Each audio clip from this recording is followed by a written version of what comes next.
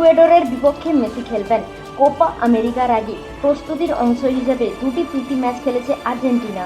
সোমবার 10ই জুন ভোর 5টায় তাদের প্রথম প্রতিপক্ষ ইকুয়েডর।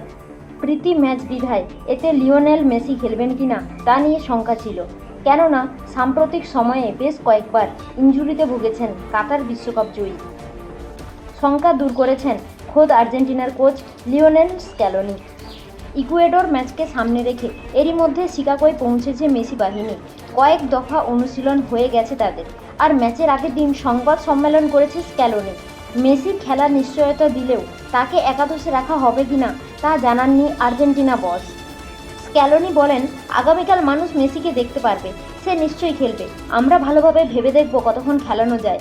জানি না পুরো ম্যাচ খেলাবো নাকি 30 বা 60 মিনিট, কিন্তু ও খেলবে, সেটাই গুরুত্বপূর্ণ। স্ট্রাইকারদের মধ্যে স্ক্যালোনির হাতে আছে বেশ কয়েকটি অপশান। হুলিয়ান আলভারেজ ও লতারো মার্টিনেজের মধ্যে কাকে খেলাবেন তিনি?